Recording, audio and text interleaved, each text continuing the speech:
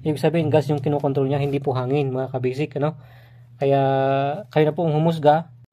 Hello mga kabasic, share ko lang sa inyo itong tunuhan ng Yamaha AZ at saka itong Honda Dash 110. So, sabi ng iba kasi dito sa AZ is, ito daw, yung tunuhan niya is yung hangin, yung kinokontrol niya. Kaya, ibig sabihin, pag pinahigpitan mo daw to, is magre-reach daw siya. Okay? At pag niluwagan mo, maglilin daw siya.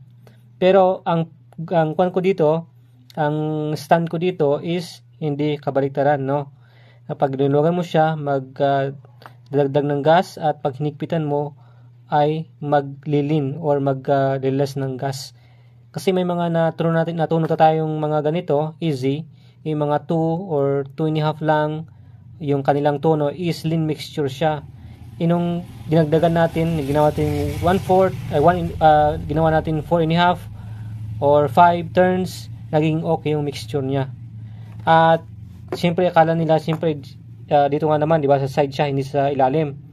Kasi karamihan yung mga nasa ilalim, kaya itong mga Honda sa ilalim is ito, yung gas yung kinokontrol niya. Okay, the same dito. Okay, kasi kung mapansin natin yung tunuhan nito is yung sa may dulo niya is manipis lang. Okay, ito kasi sa mga air screw type, yung kinokontrol niya yung hangin, mapansin natin yung tunuhan niya, you know, diba? Yung malaki yung ito niya, yung tip niya, kapal. Check natin to. You know, diba? Yan. Parehas lang siya dito sa tunuhan ng mga kabado ng mga China motor, mga CG150, 120, 125, 175, or mga TMX ganito, Alpha, TMX 155, ganito siya. Okay, patusok.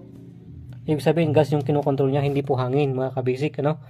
Kaya, kayo na po ang humusga. Yung meron siyang spring doon, then washer, and then yung rubber niya. Ganito, yan o. Okay?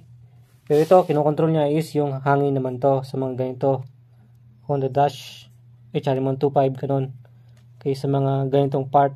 Saka yung ito nga, yung manipis, yan. Gas yung kinokontrol niya, hindi hangin. Right? So, yun lang mga basic. Thanks for watching. God bless everyone.